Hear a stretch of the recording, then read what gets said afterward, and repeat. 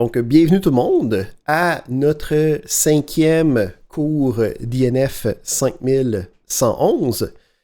Cette semaine, on va regarder le principe des procédures ETL, qui est le procédé standardisé pour être capable de travailler dans la science des données. On va aussi aller regarder un autre élément, donc les procédures ETL, c'est un peu un concept plutôt qu'un élément qu'on va apprendre à appliquer directement avec des commandes, mettons. On va aussi aller voir un autre concept de plus haut niveau qui va être les principes fondamentaux que les SGBD nous apportent. Puis on va, entre les deux, aller faire un petit peu de pratique pour un peu compléter nos connaissances puis nos besoins de connaissances au niveau de l'exploitation de données pour être capable de faire le premier travail pratique. Donc, on va aller regarder les procédures, les fichiers de données externes, puis leur importation avec Pandas. Donc, la semaine passée, on avait regardé le principe de jointure. Donc, on travaillait avec autant au niveau SQL, où on avait différentes tables qui avaient des références qui pointaient sur une autre information à l'intérieur d'une autre table. Puis on avait vu qu'on pouvait faire des jointures avec ces différentes informations-là, particulièrement le inner join, qui était celui le plus typique, qui me permettait de reprendre les informations qui coïncidaient ensemble, puis d'avoir une table qui était le résultat comme des deux mélangés. Puis on avait vu aussi comment travailler avec les structures de données scientifiques. Donc, on avait vu le principe de NumPy, qui était le plus petit frère ou la base, le fondement sur lequel notre méga librairie que nous, on va utiliser dans le cours, qui s'appelle Pandas, était possible. Donc, on avait vu aussi le principe de série, le principe de data frame, pour être capable de voir que dans un environnement d'informatique, un environnement en Python, on est capable d'avoir des structures de données, puis on va être capable d'aller commencer à chercher, exploiter, trouver des données intéressantes à l'intérieur de ça. Donc, on va regarder aujourd'hui deux fondements conceptuels, les principes ETL, les procédures ETL, puis les principes de SGBD. Puis, on va aller aussi compléter notre formation, en tout cas notre expertise dans l'exploitation de données avec Pandas avec le principe de fichier externe. Fait qu'on va commencer avec les principes ETL.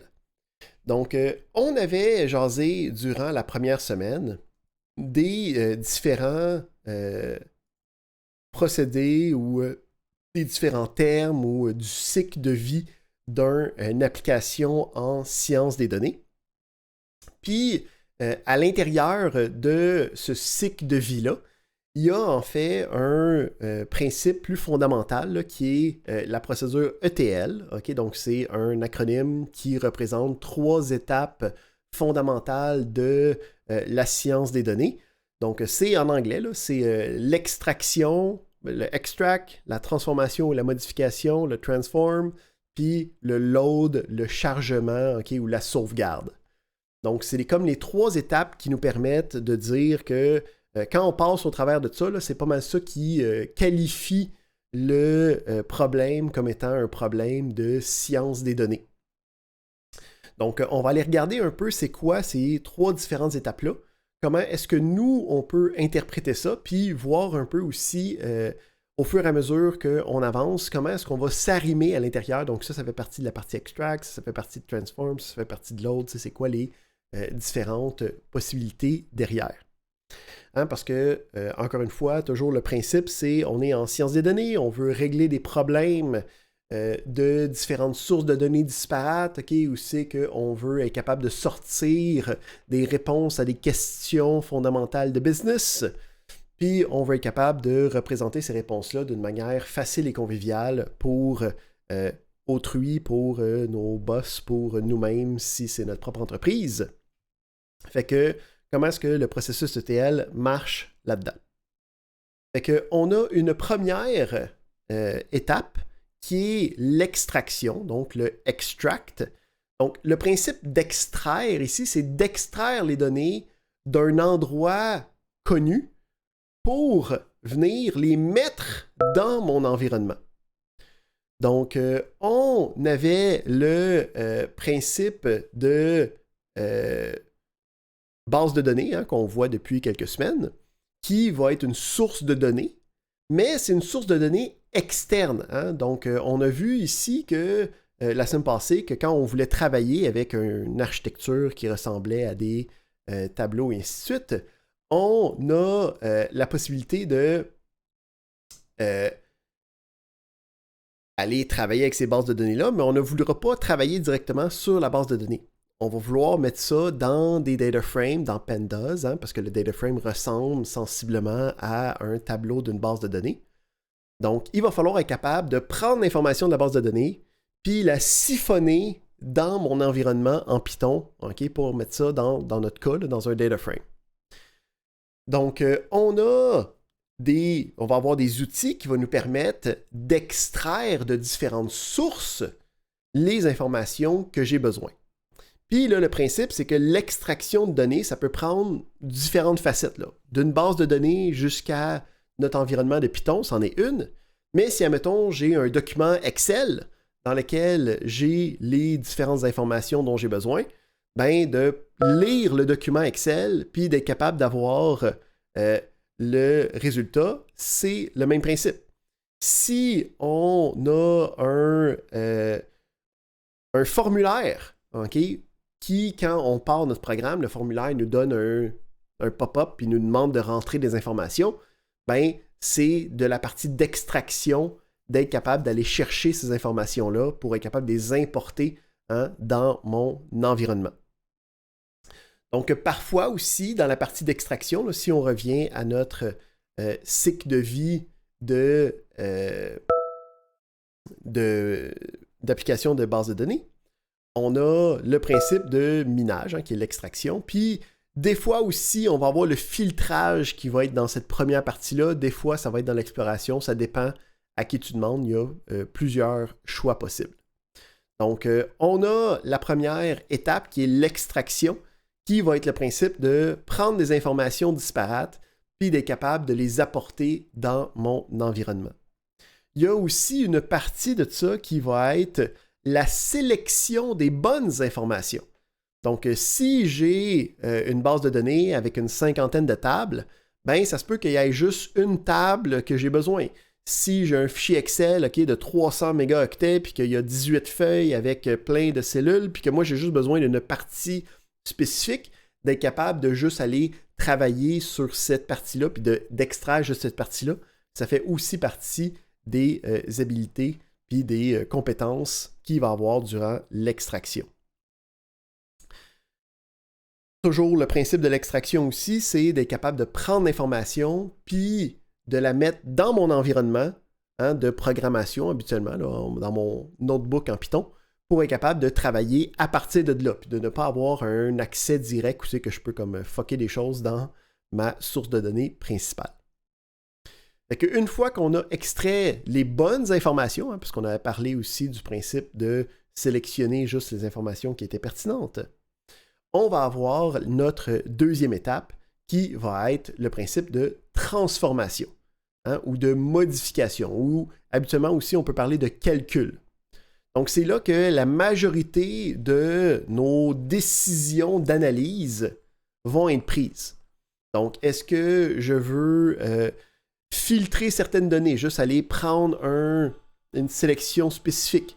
Est-ce que je veux aller rajouter des colonnes avec des calculs? Est-ce que je veux trouver les moyennes de différentes affaires?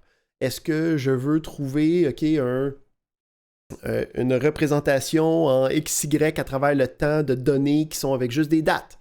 Donc, la transformation, c'est quand on va prendre les données déjà existantes, puis on va soit les modifier, en enlevant, en rajoutant, en modifiant des valeurs, ou en créant des nouvelles informations à partir de ces données-là.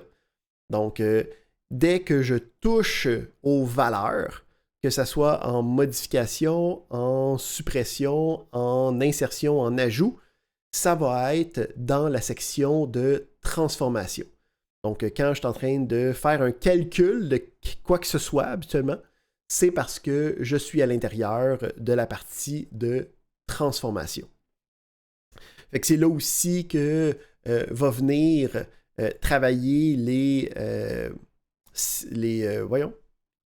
l'intelligence artificielle. Okay? Donc, quand on crée, on parlait de modèle d'intelligence artificielle, où c'est que tu lui donnes des données, puis lui est en train d'apprendre, ben c'est que je suis en train de créer un modèle, ça fait partie de la transformation dans le processus ETL.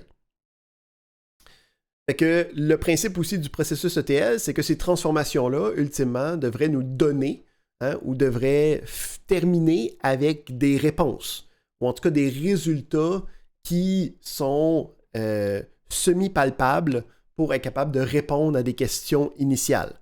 C'est qui mon meilleur client? C'est qui mon vendeur le plus performant? C'est quelle catégorie de produits qui a le mieux vendu durant la dernière année? Donc, c'est habituellement ces genres de questions-là avec quoi on commence. Puis, on peut aller travailler avec ça dans la partie de transformation. Une fois qu'on a fait la transformation, on va aussi avoir une dernière étape, okay, où c'est qu'on va sortir l'information de notre environnement. Donc, le principe de notre dernière étape, le load, le chargement ou la sauvegarde, c'est le principe de dire, OK, ben maintenant que j'ai des résultats, maintenant que j'ai des nouvelles informations, maintenant que j'ai un tableau de données qui a été créé à partir de toutes mes transformations, comment est-ce que je fais pour avoir ça de manière permanente, autre que durant juste mes calculs? Donc, le principe du chargement, c'est le principe d'avoir une sortie de notre environnement de programmation pour avoir quelque chose de plus permanent. Donc, si j'ai une question, est-ce que j'enregistre? Oui, j'enregistre. Ce n'est pas à travers Zoom, c'est par moi-même, mais c'est une bonne idée de me le demander à chaque fois. Ça fait maintenant 14 minutes qu'on est en train de jaser. 14 minutes, 4, 5, 6. Tout va bien. Donc, c'est normal que vous ne voyez pas le petit enregistrement de Zoom parce que j'enregistre juste ma voix et mon écran, pas la session de Zoom.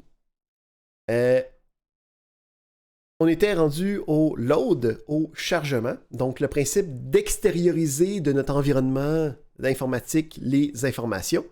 Donc, des fois, ça peut prendre vraiment beaucoup de formes, okay, ou beaucoup d'aspects. Donc, ça peut être des choses comme sortir une image graphique, okay, générer un rapport PDF avec les différents tableaux, avec les valeurs à l'intérieur. Donc, n'importe quoi qui sort de notre environnement et la partie de load, la partie de chargement. Des fois aussi, le load va se faire comme une espèce de boucle sur notre source originale. Donc, ça se peut que j'aille chercher, mettons, des informations d'une base de données. Là, je fais des transformations. Puis les transformations, ben, c'était pour mettre à jour la manière de sauvegarder les choses ou les soldes de rabais de différents produits ou quoi que ce soit. Puis là, le principe, c'est que je veux remettre à jour la vraie base de données. Donc, le load va me permettre de prendre les informations que moi j'ai développées, que j'ai transformées, que j'ai créées, puis de venir écraser, de venir mettre à jour la source originale qui est la base de données. Ça peut être un fichier Excel, ça peut être n'importe quoi, okay, qui était une des sources de données. Donc, le principe ETL, c'est une procédure, une manière de penser des étapes fondamentales quand on travaille sur un problème de science des données. On va avoir ça en 3 étapes. Une première étape qui est l'extraction, donc de prendre des informations puis d'être capable de les mettre à l'intérieur de mon environnement de programmation habituellement ou mon environnement d'analyse. Ensuite, une fois que c'est toutes les informations, plus ça se peut qu'il y en ait plusieurs sources puis qu'on mette plein de choses dans l'environnement. Une fois que ça c'est fait, on peut commencer à faire les transformations. Donc, les transformations, c'est de modifier, bidouiller, aller chercher. Des fois, c'est juste de l'analyse, hein, les informations, de trouver une moyenne, c'est de créer une nouvelle valeur à partir des valeurs déjà existantes. Puis, finalement, on a le chargement, le load, qui va me permettre d'extérioriser les différentes données que moi j'ai créées pour être capable d'avoir une version permanente de ces calculs-là, de ces données-là. Ça, c'était notre premier petit sujet de la journée, les procédures ETL. Vous allez voir que c'est quelque chose qui va revenir. À chaque fois que je vais jaser de quelque chose, je vais dire, OK, ben ça, c'est le E dans le ETL. On est en train d'extraire les informations. Puis ça, c'est la partie T dans le... et ainsi de suite. Donc, on a maintenant ça en tête en tout temps quand on va parler de procédures en sciences des données. Jusqu'à présent, on a travaillé sur 2 tracks un peu séparés. On a vu le principe de programmation, d'informatique, d'être capable d'avoir des variables, de faire des calculs, okay, d'être capable de faire justement des transformations possibles, d'utilisation de fonctions, d'utilisation de modules. Puis, on a de l'autre côté notre principe de base de données. Hein. Nous autres, on utilise quand on disait des bases de données, c'est un peu un raccourci parce que nous autres, on parle de système de gestion de bases de données relationnelles. Hein? On avait des bases de données qui ont des tables, okay, les relations, qui ont des associations avec d'autres informations. On a des clés primaires, donc qui vont faire référence avec des clés étrangères, qui vont faire les liens. Là, la semaine passée, on a fait un petit... notre premier petit comme cross-talk, là, où c'est qu'on a parlé de jointure autant dans les bases de données que dans Pandas. Ben là, ici, on va voir comment est-ce qu'on peut rapiécer ces deux mondes-là ensemble avec l'extraction de sources de données externes avec Pandas. Donc, on va aller regarder comment établir ce processus-là à l'intérieur de notre environnement de programmation en Python. Puis, on va aller le regarder aussi un petit peu plus large que juste les bases de données pour être capable de faire de l'extraction de n'importe quelle source de données viable. Avant de parler des différentes fonctions ou des choses que je peux faire directement avec Pandas, on va faire un petit tour, un petit éventail des différentes sources de données externes possibles qui existent. Donc, on peut imaginer facilement là, qu'il y a une de ces sources-là qui va être une base de données. OK, donc ça, c'est de mise par rapport à ce qu'on est en train de faire. Mais il existe d'autres sources externes de données qui peuvent être intéressantes si on tombe dessus. Donc, on va voir ça un petit peu plus loin dans quelques instants, mais on va être capable de créer des data frames de plein d'autres types de sources de données externes, particulièrement des sources de données qui sont sous des fichiers. Donc, pour être capable de voir c'est quoi les différentes fonctions, il faut être conscient de ces différentes possibilités-là. Donc, on va aller regarder un peu ensemble c'est quoi les possibilités des types de fichiers de données externes qu'on peut rencontrer dans la vie de tous les jours. La vie de tous les jours, tu ne rencontreras pas ça nécessairement dans la rue, mais en tant que scientifique de la donnée, mettons. Fait que, on va avoir notre premier fichier, okay, qui va être un fichier texte. Donc, premièrement, on va parler un petit peu de c'est quoi un fichier texte. Un fichier texte, c'est un fichier qui a à l'intérieur seulement des données textuelles. Hein, donc, ça porte bien son nom. Un fichier texte, c'est un fichier qui contient du texte, des données de texte. Il faut faire attention de faire une distinction avec des fichiers okay, de documents formatés. Comme des documents Word, ce n'est pas des fichiers texte. Pourquoi? Parce qu'à l'intérieur d'un document Word, il y a en fait un paquet d'informations connexes, un paquet de métadonnées avec le texte lui-même. Hein, il y a la marge, il y a des images, il y a des en-têtes, il y a des numérotations de pages, il y a un paquet de choses qui n'est pas les données pures, puis qu'il faut faire attention parce que ça, c'est en fait cette information-là est propriétaire au format, puis comme c'est difficile d'aller le lire si tu sais pas un peu qu'est-ce que tu fais. Les fichiers texte, eux autres, c'est ceux habituellement qui s'ouvrent dans bloc-notes, là, dans Notepad directement, puis qu'il n'y a rien de spécial à l'intérieur. Donc, on va aller regarder quelques types de fichiers texte.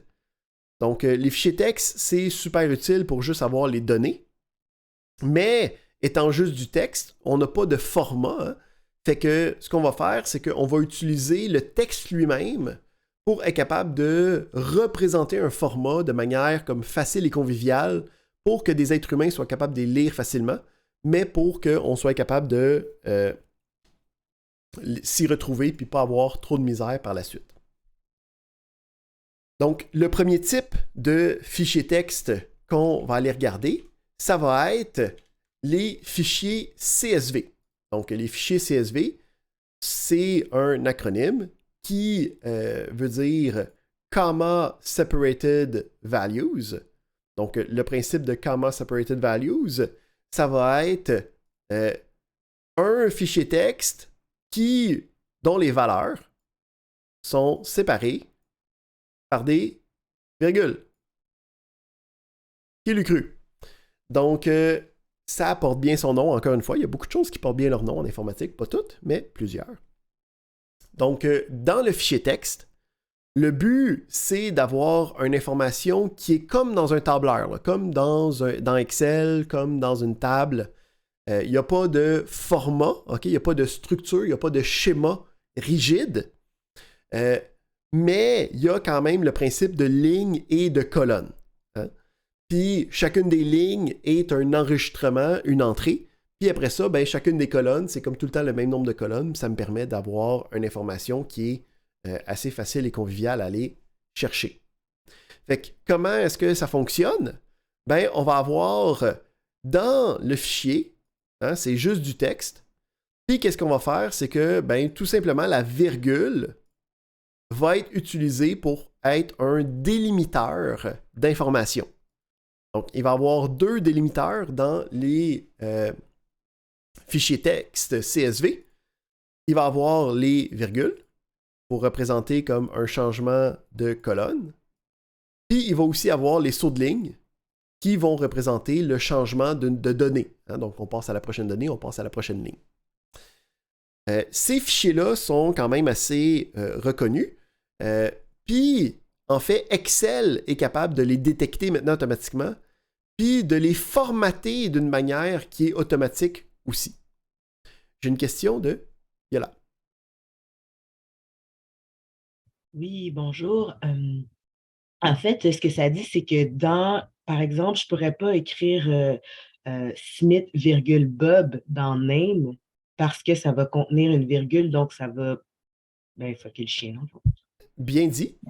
Effectivement, donc il existe des limitations à l'intérieur du CSV standard. Donc, si à l'intérieur de tes données, tu veux utiliser des virgules, ben, ça ne fonctionnera pas directement. On va voir que le CSV, là, okay, ça porte son nom pour son défaut, mais c'est pas obligatoire d'utiliser une virgule. On peut utiliser d'autres délimiteurs, mais là, il va falloir faire attention quand on va essayer de l'extraire parce qu'il va falloir être conscient que c'est pas nécessairement une virgule. Mais tu peux utiliser n'importe quel délimiteur. Donc, des fois, il y a des délimiteurs qui sont qui ne seront pas présents dans tes données, comme, mettons, genre un point-virgule, que tu peux utiliser à la place de la virgule. Mais par défaut, c'est la virgule. Donc, si tes données n'ont pas de virgule à l'intérieur, c'est ça que tu utilises. Mais il y a des options additionnelles que tu peux utiliser pour contourner si tu arrives devant cette problématique-là. OK, merci. Puis en fait, si on y va ici, je pense que je vais pouvoir Peux-tu le créer directement ou je vais l'importer?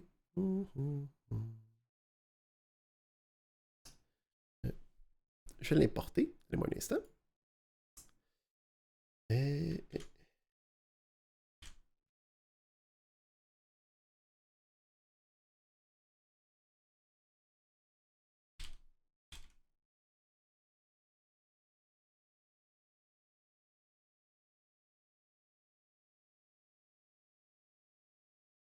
Alright.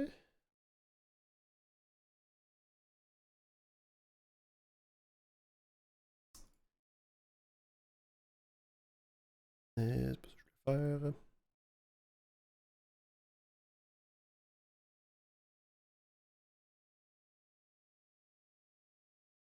Tu t'es mis où?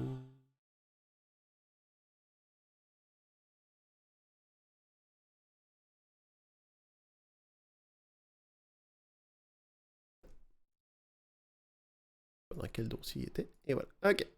Fait que ici, qu'est-ce qui est intéressant, c'est que quand on travaille avec Google Colab, donc on avait notre notebook qu'on peut renommer, on peut l'appeler cours 5, exemple.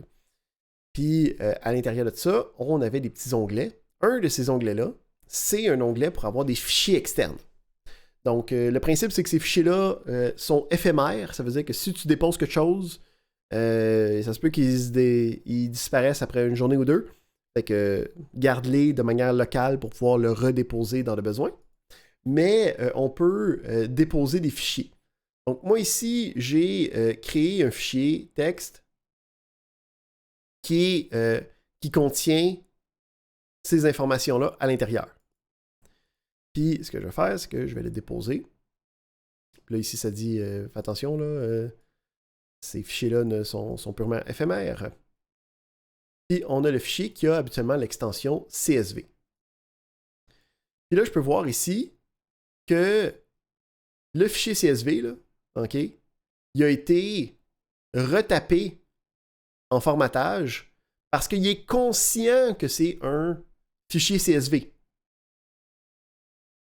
Donc, si... Attends, on va changer l'extension.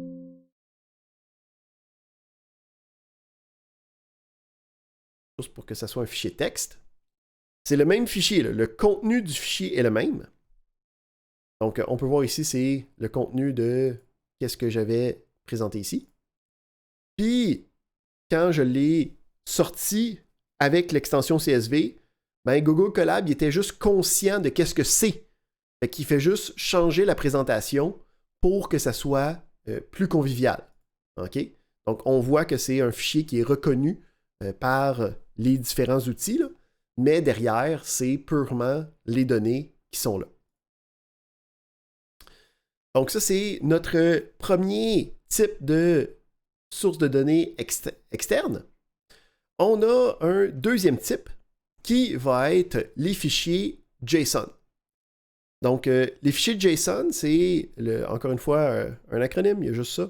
Donc, c'est le JavaScript Object Notation. Donc, JavaScript, c'est un autre langage de programmation, comme Python. En fait, c'est le langage du web. Donc, dans notre navigateur, derrière, quand il y a une page web, il peut avoir du code qui est exécuté. Puis, ce code-là, il est en JavaScript. Donc, le JavaScript, c'est une notation des objets. Donc, ici, un objet en JavaScript, là, on peut voir ça un peu comme une variable. C'est un peu plus compliqué que ça, là, mais on peut le considérer comme étant une structure de données qui a des informations à l'intérieur. En fait, ça ressemble beaucoup au dictionnaire de Pandas qu'on avait vu la semaine passée.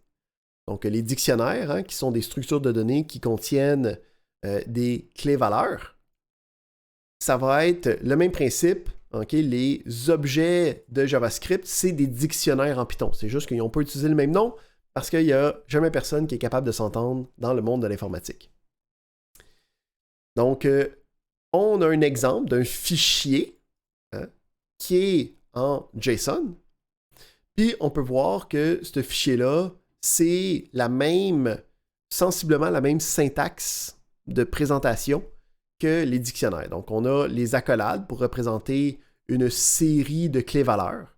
À l'intérieur, on a la clé, puis on a la valeur. Donc, en JSON, la clé est toujours entre double guillemets, puis la valeur, elle, ça dépend de son type, là, mais les chaînes des caractères sont aussi entre double guillemets. Là, ici, il y a certaines petites variations quand on travaille avec le JSON plutôt que le dictionnaire. Parce que en Python, il y a la syntaxe est un peu différente de le JavaScript. Il y a des choses qu'il faut faire attention. Donc, Par exemple, nous autres, quand on parlait de chaîne de caractères, on avait dit que ça peut être des guillemets simples, ça peut être des guillemets doubles, ça peut être des triples guillemets. En JavaScript, il y a juste des doubles guillemets. Il n'y a pas d'autres types où les autres guillemets sont utilisés pour autre chose. Fait que c'est obligatoirement des doubles guillemets. Il y a d'autres choses aussi comme les valeurs booléennes. En Python, le true et le false, ben, c'est un T puis un F majuscule, mais là, en JSON, c'est des T minuscules. Donc, tu sais, il y a des petites choses de syntaxe qui changent, mais le concept reste très évident, reste le même, où on a des clés-valeurs. Qu'est-ce qui est intéressant de cette structure de données-là? Pourquoi est-ce qu'elle existe quand on a déjà les fichiers CSV? Pourquoi est-ce qu'on a un deuxième fichier texte qui me permet d'avoir d'autres informations, d'autres types d'informations? C'est que le JSON, puis la notation d'objets ou les dictionnaires de Python permettent d'avoir des informations qui sont imbriquées l'une dans l'autre. Donc ici, je peux voir adresse. Qu'est-ce qu'il y a dans adresse? Il y a un sous-élément au complet, okay, d'un autre paquet de clés-valeurs. Hein, il y aurait un autre dictionnaire ou un autre objet JavaScript à l'intérieur de adresse. Fait que là, si moi, je veux cette information-là, il faut que j'aille en premier dans la section adresse, puis une fois que je suis dans adresse, je peux aller dans la comme sous-section ville pour aller trouver la ville que je veux. C'est intéressant ce genre de structure-là parce que ça me permet de contextualiser les informations, éviter des conflits de noms. Tu sais, je pourrais avoir le home address, puis le destination address, puis là, dedans, avoir le street, city, state, puis puisque c'est comme dans deux sous-sections, il n'y a pas de problème. Puis ça permet aussi de mieux visualiser cette information-là. Hein, donc d'avoir un adresse ici, puis là, de tout voir que ça fait partie de cette section-là, ça me permet de plus facilement mettre les informations ensemble. On a aussi, dans le même principe de structure de données imbriquées, on a la possibilité d'avoir des listes ou des tableaux à l'intérieur. Donc ici, j'ai des numéros de téléphone qui a une liste de plusieurs numéros de téléphone à l'intérieur. On peut avoir des choses vides, on peut avoir des choses nulles, hein, comme dans la base de données, nul représente l'absence d'une information. Fait que le JSON est très utile, puis c'est la structure de données principale sur le web quand on va aller chercher des données. Puis, vous l'utilisez plus que vous pensez. Parce que, admettons, tu charges ton fil de nouvelles sur Facebook. Facebook, lui, va aller chercher ces informations-là de quelque part, puis il les reçoit en JSON. Puis là, lui, va prendre ces informations-là, puis les afficher dans ta page d'une manière facile et conviviale. Mais la donnée elle-même, elle est envoyée dans ce format-là. Donc, le JSON est vraiment intéressant. Quand aussi on va vouloir, si tu veux commencer à aller chercher des informations d'un site web ou quand tu vas aller chercher des informations d'un service quelconque, donc je veux aller chercher les actions d'une bourse okay, sur un site qui me permet de faire ça, ben ça va souvent être le format qui va être préconisé. Qu'est-ce qui est intéressant de ce format-là? C'est qu'il n'est pas super compatible avec ce que nous, on est habitué de travailler. Là. Parce que nous autres, on est habitués à travailler avec des tables. Hein? Un nombre de lignes, un nombre de colonnes, puis c'est très carré, c'est très rigide, c'est très rectangulaire. Donc, quand on a des informations imbriquées, ça fit plus ou moins bien avec ce qui est possible dans des bases de données standards.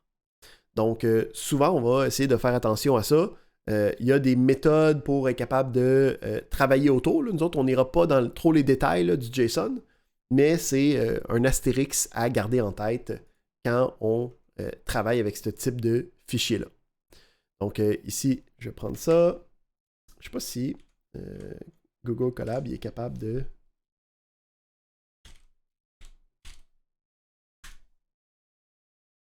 comprendre ça directement.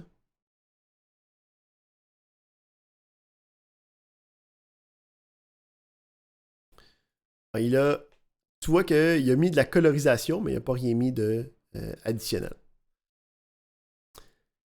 Fait que ça, c'est un deuxième type de fichier de source de données externes. Avant-dernier type de fichier externe, ben, on va avoir les fichiers Excel. Hein? Donc ça, je vais assumer que vous avez déjà ouvert un fichier Excel dans votre vie. Donc un tableur, hein, qui a aussi des cellules, des feuilles, puis qui va avoir des données à l'intérieur. Chacune, fait que le principe, c'est qu'on a un classeur, hein, qui est le fichier lui-même. Dans le classeur, on a des feuilles, hein, qui est comme genre un dossier ou en tout cas une feuille de calcul. Puis à l'intérieur d'une feuille de calcul, on a des lignes, on a des colonnes, puis on a des cellules avec des informations à l'intérieur. Donc ça, c'est super convivial par rapport à ce que nous, on va faire, parce que ça a pas mal la même forme, ça peut se prendre puis venir se faire dropper directement dans nos structures de données que nous, on va utiliser. Un dernier type de fichier qui existe avec les fichiers externes, c'est des fichiers SQLite. Donc, SQLite, c'est une base de données à part entière qui existe à l'intérieur d'un seul fichier. Fait que nous autres, on disait, tu sais, quand on a une base de données, c'est toujours de quelque chose de bien gros, ok, tu as la SGBD qui roule quelque part, puis là, tu as un client qui se connecte, puis là, tu peux envoyer des informations, puis tu le quittes. Le principe de SQLite, hein, ça le dit dans son nom, c'est petit, c'est rapide, c'est contenu dans un seul fichier, puis ça te permet quand même de faire des transactions SQL. Donc, ce principe-là est quelque chose qui est extrêmement convivial pour plusieurs domaines en informatique, particulièrement si tu es en train de travailler sur quelque chose de mobile, hein, sur quelque chose qui n'a pas l'espace d'avoir une connexion nécessairement à une base de données ou d'être capable de travailler directement avec une connexion externe. Donc, en fait, qu'est-ce qui est drôle, c'est que SQLite, c'est la base de données qui est possiblement la plus utilisée en nombre d'utilisations sur la planète parce que c'est utilisé majoritairement dans le développement d'applications mobiles. Donc, si je crée une application mobile, okay, je crée soit un jeu ou une application de calendrier ou une application de courriel ou une application pour se connecter à Moodle, à l'intérieur de l'application, si j'ai besoin d'une base de données, si j'ai besoin d'une structure de données qui est une base de données de type SQL, ben, l'application mobile, ça se peut qu'elle n'aille pas tout le temps de connexion Internet. Puis l'application mobile, elle ne peut pas nécessairement non plus rouler une base de données au complet dans son background, c'est pas fait pour ça. Fait que SQLite est un intermédiaire super convivial qui me permet d'avoir une base de données dans un seul fichier. Okay, puis là, j'ai des librairies qui me permettent d'interagir avec ce type de fichier-là. C'est aussi super utile, SQLite, quand tu veux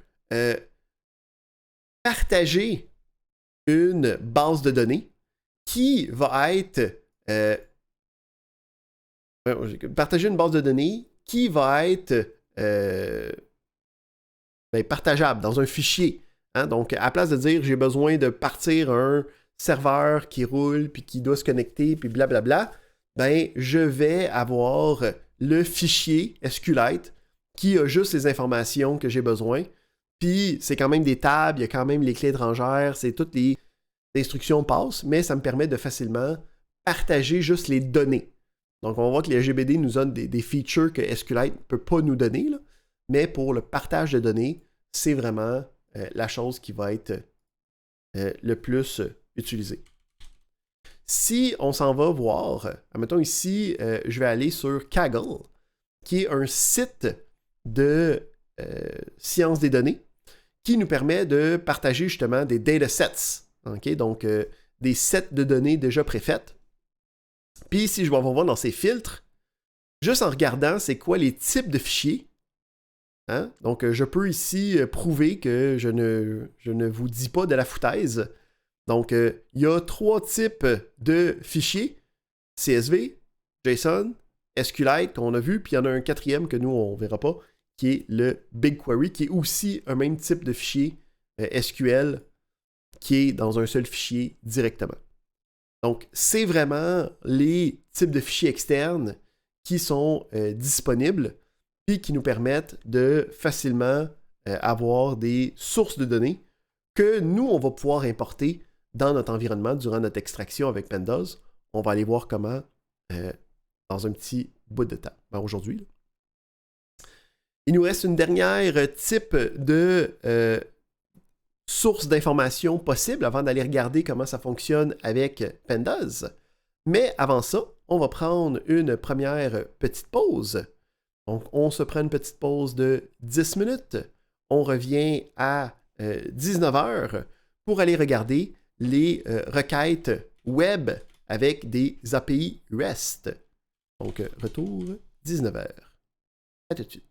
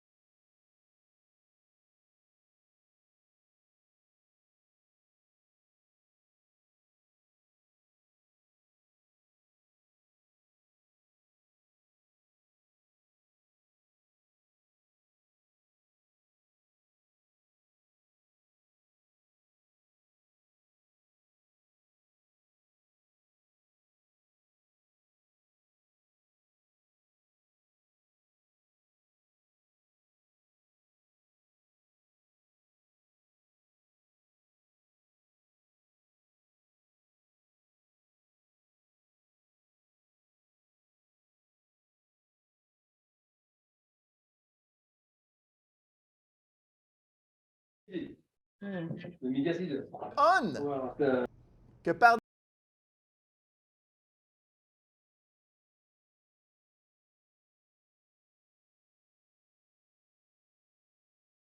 puis une fois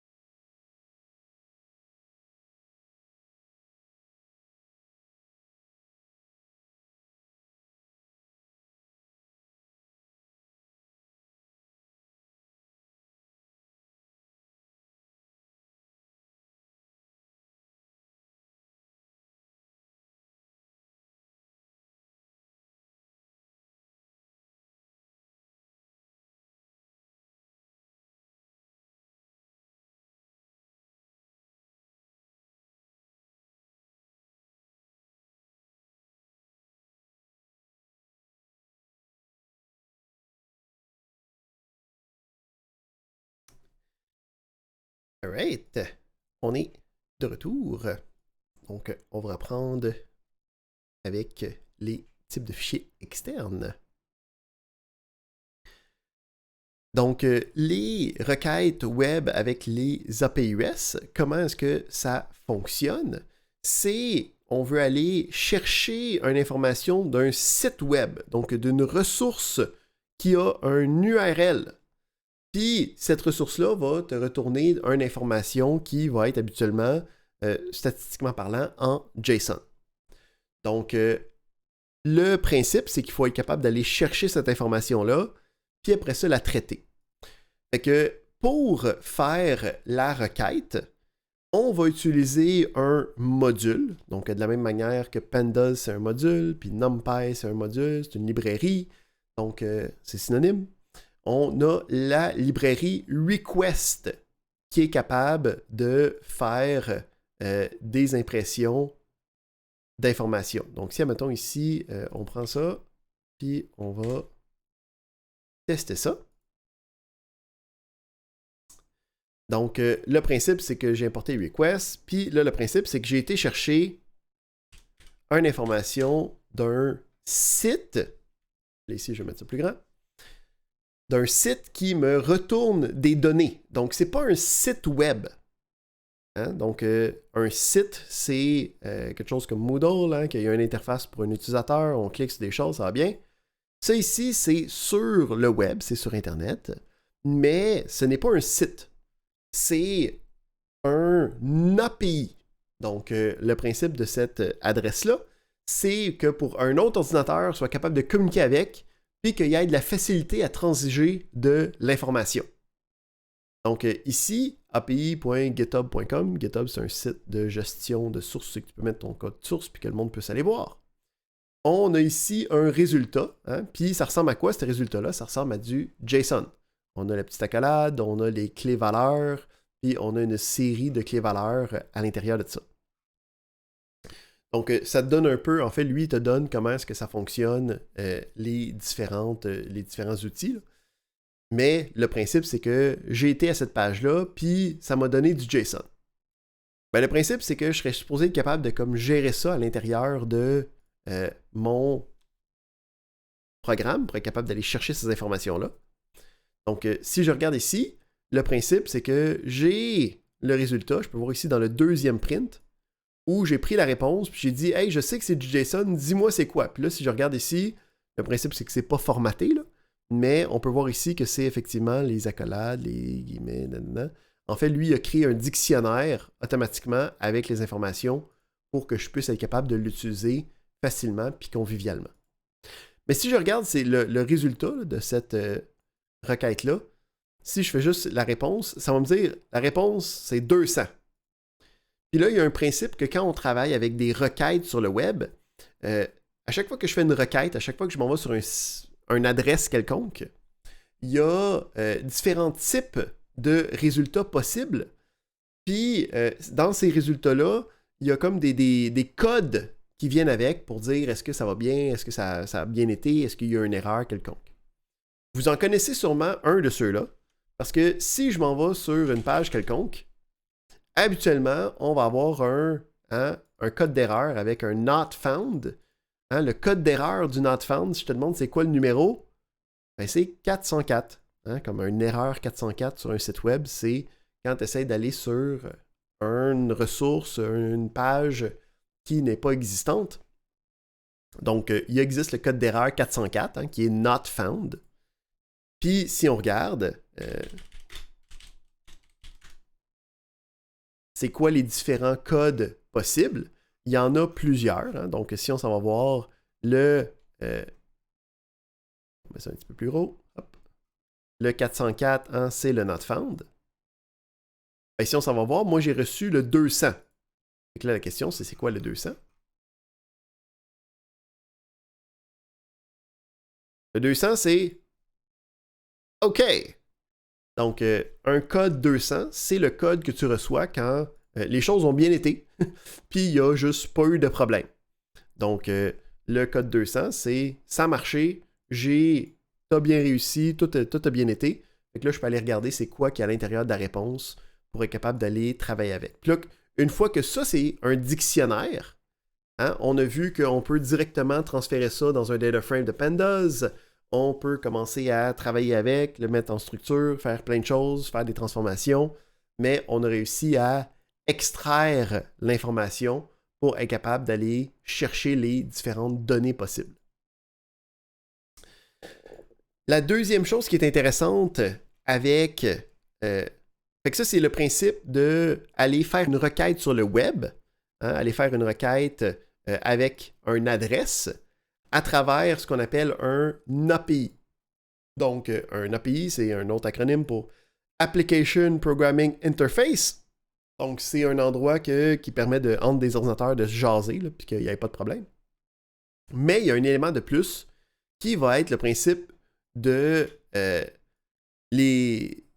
le nom du site, hein, puis l'emplacement de l'information a des caractéristiques qui s'appellent le REST.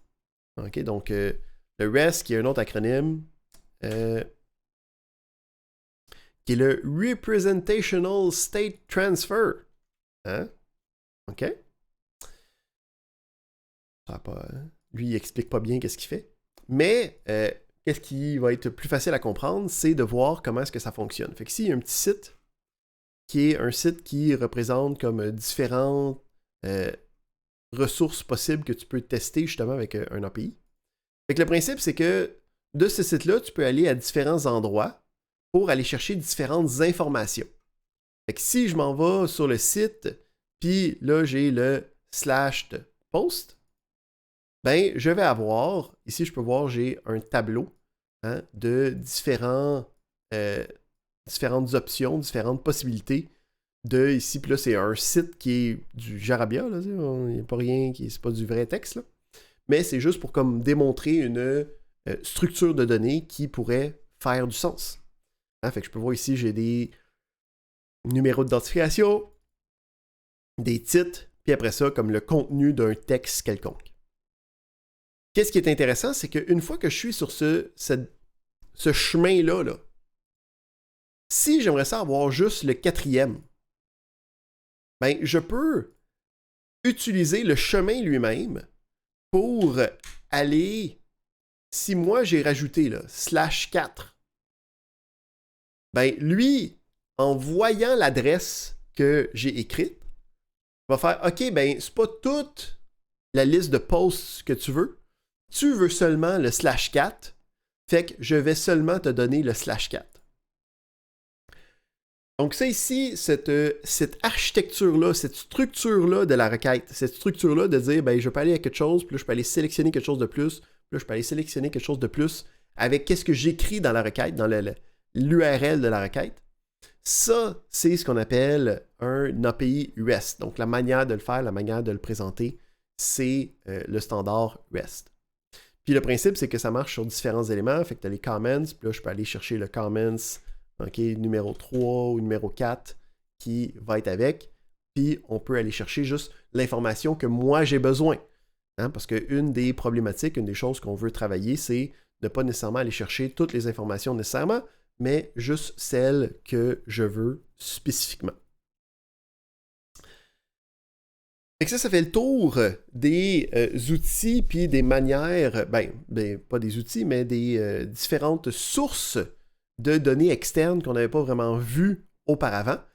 On est maintenant prêt à prendre ces possibilités-là, puis de commencer à les utiliser avec Pandas. Donc, encore une fois, le but, ça va être de prendre ces informations-là, puis les déposer dans des data frames pour être capable ensuite de faire des manipulations, aller trouver des moyennes, des valeurs, puis ultimement faire des transformations qu'on va voir dans la deuxième partie du cours.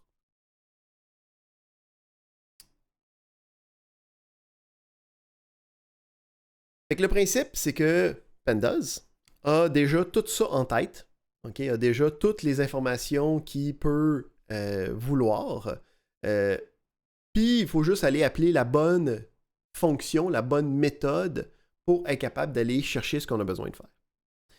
Fait que quand on veut travailler avec Pandas, il va être capable de faire l'extraction de données, donc d'être capable de prendre une source externe et venir l'importer dans notre environnement. Puis il va aussi être capable de faire le chargement de notre environnement vers un fichier de sortie. Puis le principe, c'est qu'on va avoir, si je regarde...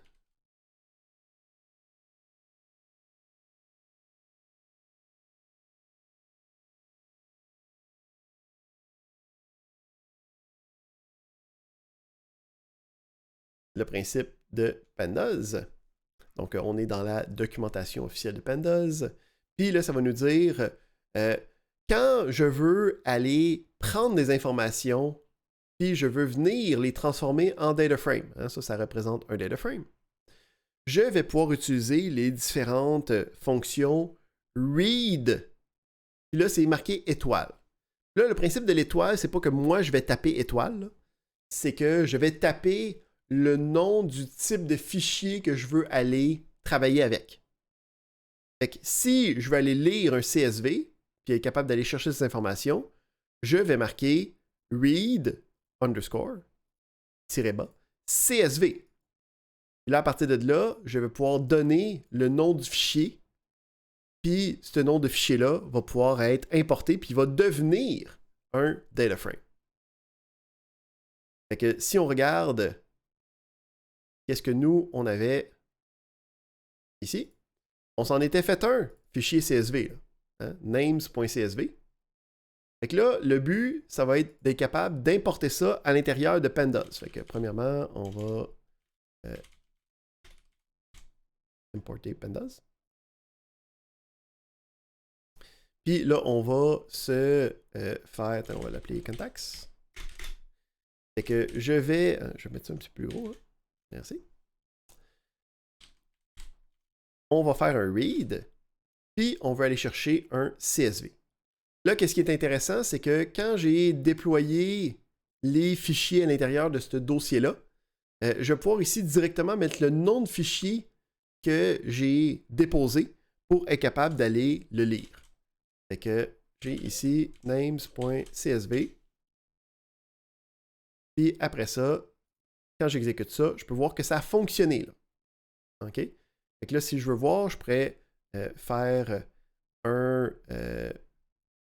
à place, dans Google Colab, quand on est rendu avec des data frames, à place d'utiliser print, on peut utiliser display. Qui va nous mettre habituellement une version un petit peu plus jolie de ce qui se passe. Puis là, on peut voir ici, ben, regarde-moi ça. C'est donc bien beau cette affaire-là. On a un type qui est les noms des colonnes. Puis automatiquement, lui a été chercher l'information, puis il a tout mis ça dans les différentes cases. Il a rajouté un index qui est numéroté automatiquement. Puis comme tout a été automagique. J'ai une question de Gabriel. Oui, juste être sûr, la différence entre un display et print, est-ce que c'est simplement qu'on utilise Pandas qu'on met display ou on peut l'utiliser tout le temps, c'est comme un synonyme? C'est un synonyme. En fait, c'est que print, c'est une action qui est disponible tout le temps en Python. Display, c'est quelque chose qui est seulement disponible dans Google Colab. Fait que si tu fais un display de d'autres choses, ça va marcher quand même. Puis habituellement, ça va essayer de comme formater la chose d'une manière plus conviviale. Fait que là, tu vois, il essaie de le formater pour que ça fitte à l'intérieur de la petite page à la place. Donc, c'est vraiment plus intéressant aussi parce que là, en ce moment, tu vois, il est comme très conscient de c'est quoi les différentes colonnes, c'est quoi les différentes lignes. Avec le print, ça pourrait être moins joli. C'est ça l'idée du display. Mais on peut voir le principe. J'ai juste directement donné ce que je voulais, puis lui il est comme conscient de ce format-là, puis il a été capable de comme tout prendre les informations, tout aller chercher, tout construire à partir de ça. Évidemment, si on a des problématiques, s'il y a des choses spéciales qu'on veut faire, dans la documentation, il va toujours avoir un paquet d'options disponibles. Donc, le read CSV, la fonction elle-même, a un paquet de paramètres nommés. Hein? Donc, on se souvient, les paramètres nommés, c'est des paramètres qu'on peut utiliser pour comme rajouter des features ou enabler des configurations spéciales. Donc, si on regarde, dans read.csv, bon, il va falloir que j'aille le nom du fichier. Ça va bien. Si on regarde, c'est quoi les autres paramètres intéressants? Tu vois, le deuxième paramètre qui est intéressant, c'est le séparateur. Fait que tu vois, par défaut, c'est la virgule. Puis, si c'est pas la virgule, ben, il va falloir que ça soit autre chose. Donc, on avait jasé tantôt que ça se peut que mes données aient besoin d'avoir des virgules à l'intérieur. Fait que là, je pourrais utiliser un autre séparateur. Donc, un point-virgule, un tiret, un point. Puis, il faut être capable de dire à notre fonction, ben, le séparateur, c'est plus une virgule, c'est autre chose. Fait qu'on est capable de le présenter à l'intérieur. On peut même utiliser les espaces, okay, comme étant des options. Fait que ça aussi, c'est possible. Un autre élément qui est intéressant, c'est en ce moment, dans mon CSV, la première ligne représente les noms des colonnes. Hein, on appelle ça une ligne d'entête. Hein, ça représente le nom des colonnes. Mais ça se peut très bien que ça ne soit pas le cas, puis que que la première ligne, ça soit juste la première donnée, hein, puis qu'il n'y a juste pas de nom de colonne. Ça peut aussi arriver. Fait que si on regarde, on a aussi une option header qui me permet de indiquer est-ce qu'on a une colonne qui représente le nom des colonnes. Par défaut, ça essaye de l'inférer. Donc, ça va essayer de voir est-ce que ça a du sens que c'est ça le nom de la colonne ou pas. Puis, il va essayer de faire de son mieux, mais si ça ne marche pas, tu peux le spécifier. Dans ce cas-ci, ce qu'il peut regarder, c'est OK, ben, les autres lignes ont des numéros, ceux-là, il y a des A commerciales tout le temps, puis la première ligne a comme n'est pas aussi n'a pas la même forme, fait que lui, sûrement que dans ce temps-là, il est comme OK, ben sûrement que c'est une colonne qui est un en-tête. Donc, on a ces possibilités-là toujours avec les différents types de fichiers. Puis, il va y avoir un paquet de types de fichiers que je peux lire. Donc, le principe, c'est que oui, OK, j'ai le read CSV, mais je vais avoir aussi le read JSON, le read Excel, puis je vais même avoir le read SQL. Donc, le read SQL, il est un petit peu plus weird. Là. On va aller le voir dans toutes ces variations dans quelques instants. Là. Mais c'est pas le seul non plus. Si on regarde dans la liste, on peut avoir des CSV, du JSON, des fichiers HTML, des fichiers XML, des fichiers d'Excel. Puis là, ici, il y a même plein de types de fichiers de données typiques. Hein? Donc, on voit ici aussi le type de fichier Google BigQuery, là, qui était notre dernier type dans nos filtres. Là. Hein? Donc, il est vraiment capable d'aller travailler avec tous les types de sources de données possibles. Puis, pour chacun, ben, on va avoir une série d'options. Hein? Donc, admettons, genre Read Excel, ben, le principe, c'est qu'il est capable d'aller chercher une feuille spécifique, une région spécifique à l'intérieur de la feuille. Donc, toutes les différentes fonctions vont avoir comme leur propre niche d'options pour être capable d'aller chercher les informations, extraire les informations que tu veux et seulement les informations que tu veux. Fait que ça, c'est pour la partie d'extraction. Hein? Donc, on est capable d'aller chercher des données quelconques. Une fois qu'on a ce principe-là, oups, non Siri, il n'y a pas rien à dire. On va aussi avoir, il va y avoir de la transformation, on va voir ça un petit peu plus tard. Ben, en fait, c'est la gestion des différentes options de trouver les informations. On va aussi avoir, une fois qu'on a trouvé ce qu'on veut, le principe d'aller prendre un data frame puis d'aller le charger sous un autre fichier externe, hein, de faire le load de notre ETL. Donc, on va avoir aussi, on a toutes les fonctions read, hein, qui me permettent d'aller lire, d'aller extraire les informations. Mais on va aussi avoir un paquet de fonctions tout quelque chose. Je veux être capable de prendre l'information puis que ça devienne un fichier Excel. Fait que ici, j'ai mon exemple, où c'est que je peux prendre, mettons, contacts, puis là, je vais faire un describe. Où c'est qu'on a ici les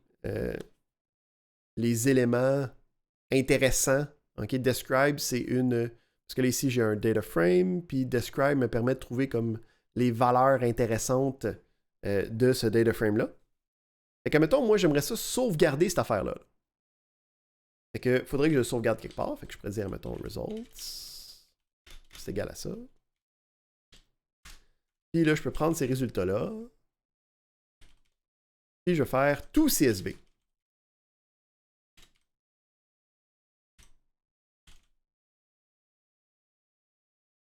Fait que j'ai créé quelque chose de nouveau, cette affaire-là. Je l'enregistre quelque part, ben dans un data frame, dans une variable en Python, dans mon environnement d'analyse. Puis de ce data frame-là, j'ai dit, ben prends ces affaires-là, puis va me transposer ça, hein, va me charger ça dans un fichier externe pour que je puisse l'envoyer par courriel, pour que je puisse le sauvegarder sur ma clé USB, pour que je puisse faire quoi que ce soit avec.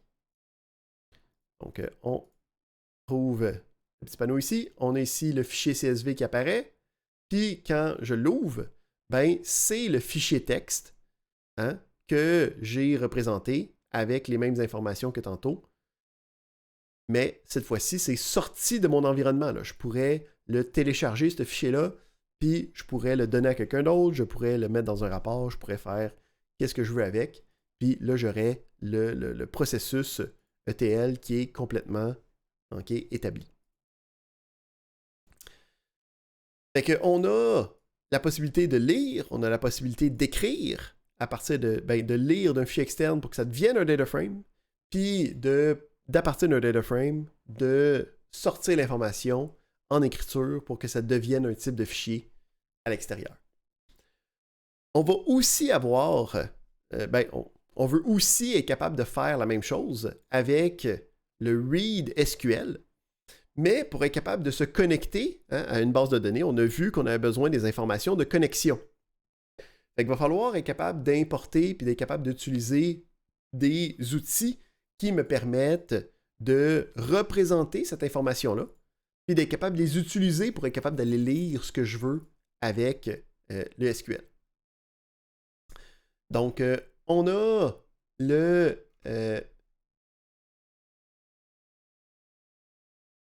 ici un exemple pour aller chercher des informations d'une base de données. OK?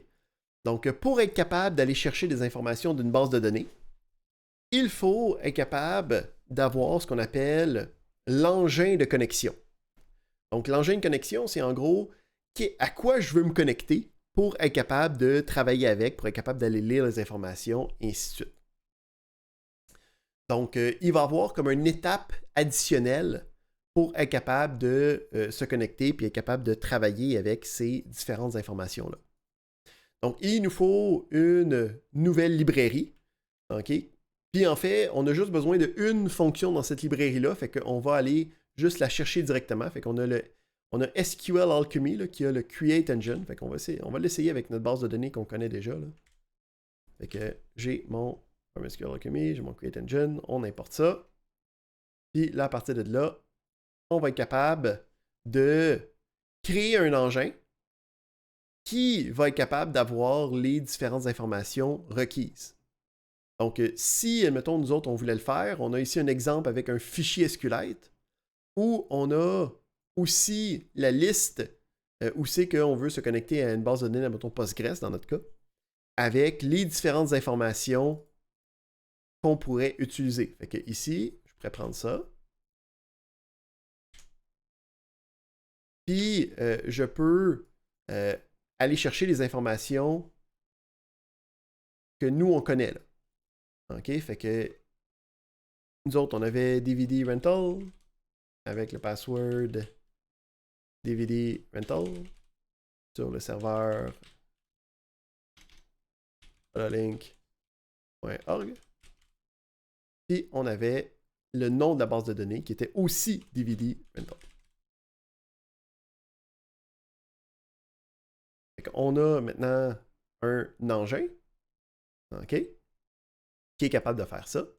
Puis une fois qu'on va avoir cet élément-là, on peut y aller de deux manières. Soit qu'on va lire une table spécifique, ou sinon, on va pouvoir aussi faire un select de notre choix. Fait que si je veux tout aller voir, c'est un genre un select étoile, je peux juste faire le read SQL table. Mais si je veux faire, admettons, un select spécifique, de faire une jointure, de faire une conditionnelle, je peux utiliser le read SQL. Fait que ici, dans un petit exemple, admettons, on pourrait dire, on avait, mettons, une table customers. Fait que je pourrais dire, je veux read SQL table. Puis là, ici, on a besoin de deux informations. On a besoin du nom de la table. Fait que là, il faut savoir c'est quoi le nom de la table d'avance. Hein, donc, pour savoir c'est quoi le nom des différentes tables, on peut utiliser pgadmin, se connecter pour être capable de voir c'est quoi les différents outils. Puis après ça, il faut que j'aille l'engin de connexion. Donc, l'engin de connexion, dans ce cas-ci, on l'a appelé engine.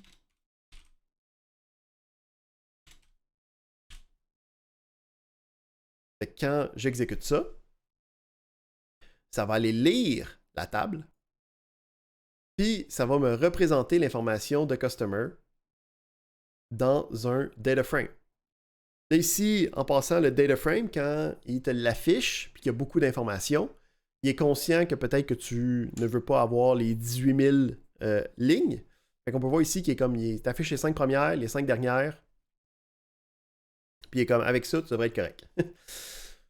Puis si tu as besoin, ben là, tu peux aller, il y a un Python là, qui te permet d'avoir une table interactive, puis là, tu peux aller comme fouiller si tu veux, là. Mais c'est juste pour voir est-ce que ça a fonctionné ou pas. Fait qu'on peut voir ici que toutes les informations sont maintenant dans un data frame de Pandas. Puis je peux commencer à faire des manipulations sans avoir besoin d'avoir accès par la suite à la dite base de données. J'ai une question de Zineb. Est-ce qu'on peut directement sélectionner les colonnes qu'on veut? Oui, mais pas avec le read SQL table. On pourrait utiliser la deuxième option, hein, qui était avec le read SQL, qui me permet de faire un select. Puis dans le select, moi, je peux sélectionner juste les colonnes que je veux. Fait qu'on peut se faire un C2 est égal à un read SQL. Puis là, il faut que je mette c'est quoi la commande SQL. Fait que là, mettons, je dirais, je vais faire un select, puis je veux, mettons, first name, last name seulement.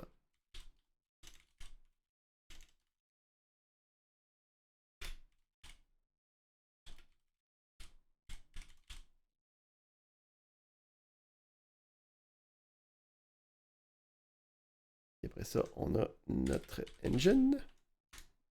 On affiche C2. Puis là, en ayant utilisé une commande SQL, ben, j'ai la possibilité d'avoir juste les deux que je voulais. Là aussi, on arrive à un point où c'est que comme on mélange différentes approches ensemble, là, fait qu'il y a beaucoup de manières de se rendre jusqu'à ce qu'on veut. On a aussi la possibilité, avec le data frame, de sélectionner la liste des colonnes que je veux représenter. Fait que la liste, je peux utiliser les crochets carrés, puis avoir une liste des différentes colonnes que je veux avoir.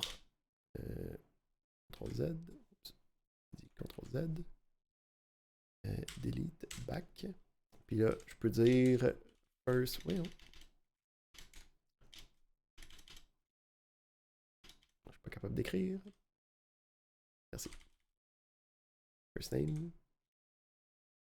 Je suis pas pesé sur Enter. Last name.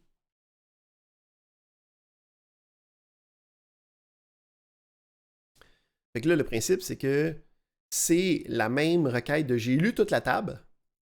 Fait que dans la mémoire de Python, en ce moment, il y a juste tout sauvegardé. Mais quand je veux commencer à l'utiliser, je peux juste utiliser les 2 colonnes que moi je veux. Puis ça va me donner le même résultat. Fait qu'on peut voir ici, hein, ça me donne la même chose, mais j'ai comme passé par 2 manières différentes. Il n'y en a pas une qui est meilleure qu'une autre. C'est juste 2 manières de faire devant la même problématique.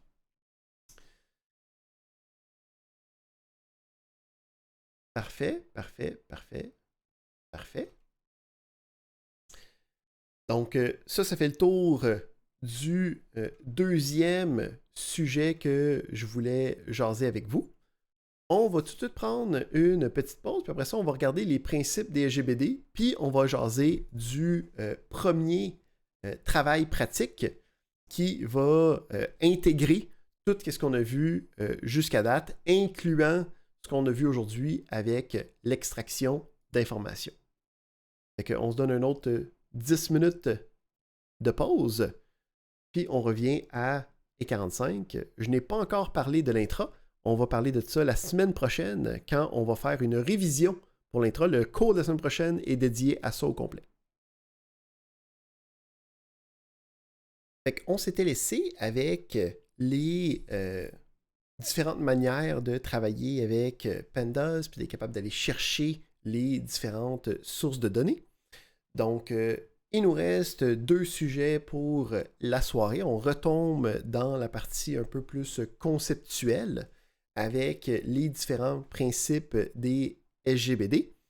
Puis après ça, on va pouvoir aller regarder les modalités pour le premier travail pratique pour qu'on commence à avoir notre première évaluation officielle. Donc, jusqu'à présent, on parlait, hein, quand on dit des bases de données, on savait que c'était une espèce de raccourci parce qu'on parlait tout le temps de système de gestion de bases de données. Donc, un logiciel qui est installé quelque part, qui roule, qui peut recevoir des connexions, puis qui est capable de travailler avec cet élément-là. On a vu tantôt qu'il y avait d'autres possibilités, hein, comme SQLite, qui est un fichier tout simplement qui me permet d'avoir des bases de données SQL avec juste un fichier, puis il y a certainement des lacunes hein, par rapport à ça, plutôt que d'installer un méga logiciel qui prend plein de place, puis plein de ressources. Fait que la question, c'est quoi les ajouts, c'est quoi le plus-value d'avoir une SGBD plutôt que de juste utiliser un simple fichier hein, pour être capable de gérer nos différentes problématiques possibles. Fait que, il existe 4 grandes règles que les SGBD nous donnent. On va aller regarder chacune de ceux-là, puis après ça, on va aller jaser un peu du principe généralisé sur les transactions, sur la manière de fournir de l'information aux bases de données, puis comment est-ce que les SGBD viennent nous aider à l'intérieur de ça. Donc, la première fonctionnalité additionnelle que la SGBD nous donne, ça va être le principe d'intégrité sémantique. Donc, le principe d'intégrité, ça va être, comment est-ce qu'on décrit ça? C'est que les données sont valides. Les données vont avoir un sens par rapport à un certain contexte. Les données vont faire du sens par rapport à certaines règles. Puis, le principe de sémantique, hein, c'est justement d'être capable de spécifier ces différentes règles-là avec une logique, avec une condition, avec une option possible. Donc, les bases de données, quand on essaye de rajouter de l'information, quand on essaye de détruire de l'information, ça se peut qu'elle refuse notre requête. Donc, si la requête ne fait pas d'allure avec les règles d'intégrité sémantique, okay, ou les contraintes d'intégrité sémantique que la base de données a établies, donc quand tu te crées tes tables, quand tu crées ton schéma, quand tu décris la base de données, tu vas aussi décrire hein, le type de données de chacune des colonnes, tu vas aussi pouvoir décrire des contraintes plus généralisées. On ne les a pas vues encore, là, on va les voir un petit peu plus tard, mais ça va être le principe de, admettons, si j'ai un compte de banque, un compte chèque, ben je dis si tu essaies de faire une transaction, un retrait qui va te mettre dans un solde négatif, je vais refuser cette requête-là. Je vais dire, tu ne peux pas tomber dans un solde négatif, tu n'as pas assez de solde dans ton compte pour faire cette transaction-là. Ça, c'est l'exemple typique, mais il peut y avoir aussi des affaires, j'essaie de mettre à jour mon adresse, puis là, le code postal que j'utilise n'a pas la forme d'un code postal. Ça ne fonctionne pas. Ou sinon, j'essaie de enlever un client de ma base de données, mais le client, il est utilisé dans d'autres tables comme référence. Hein? Donc, il a fait tel achat, il a fait tel achat, il est à telle adresse. Ben, si j'enlève le client, je ne pourrais plus faire les liens pour être capable d'aller rechercher cette information-là. Fait que, quand on parle d'intégrité sémantique, c'est d'être capable de dire je suis capable de respecter les règles du jeu, puis la base de données va forcer ces règles-là. Va non seulement s'assurer qu'à tout moment, les données restent intègres, mais que si j'essaie de moi-même modifier ces données-là, ça va m'empêcher de briser les règles que j'ai établies d'avance. Ça, c'est tout au contraire, admettons, de Excel. Hein? Excel, si tu commences à avoir une colonne de budget, puis là, tu rentres dans des montants, puis là, dans la troisième ligne, tu rentres « Allô », il va comme faire « Ouais, sure, pas de trouble ». Puis là, comme toutes tes fonctions commencent à casser, puis tout explose, le principe, c'est que tu as brisé l'intégrité de tes données, puis le système t'a juste laissé faire. Donc, les SGBD ont de l'intégrité sémantique, ils ne te laissent pas faire. Deuxième fonctionnalité principale, ça va être le principe de contrôle de concurrence. Donc, on peut avoir, puis on a vu qu'il y avait des problématiques avec ça, si trop de monde se connecte en même temps, des fois le serveur explose. Mais on peut imaginer en plus, là on faisait juste aller exploiter des données, on faisait juste aller lire les informations. S'il y a plein de clients, s'il y a plein de monde qui se connecte à la base de données en même temps, puis commence à rajouter des choses, commence à changer les tables, commence à changer les données, ça se peut très bien que en même temps, deux personnes essayent de toucher la même information. Hein? Ou ça se peut que ça soit à travers une séquence. Hein? Fait que je regarde le solde est correct, je calcule les taxes ou, mettons, une conversion parce que j'ai acheté en dollars américains. Puis là, après ça, ben OK, j'applique la modification du solde, puis là, comme mon action est terminée. Mais si en même temps, quelqu'un d'autre vient rajouter de l'argent, ben là, toi, tu as comme lu la valeur à un certain moment, puis là, elle a changé, puis là, toi, tu t'en vas la rechanger, puis là, ça va casser la possibilité d'avoir la bonne information à la fin, là. Quand il y a trop de monde qui travaille sur les mêmes données en même temps, on va avoir des problèmes de concurrence. Ou il faut faire attention à qui a le droit de toucher à quelle donnée à quel moment, parce qu'il y a quelqu'un qui s'attend à ce que cette donnée-là ne change pas pendant que lui est en train de travailler sur quelque chose. Donc, la SGBD a des mécanismes de contrôle de concurrence qui me permettent d'éviter ce genre de problématique-là. On a le contrôle de concurrence qui me permet d'éviter que deux personnes essayent de toucher à la même information en même temps, puis que ça cause du trouble.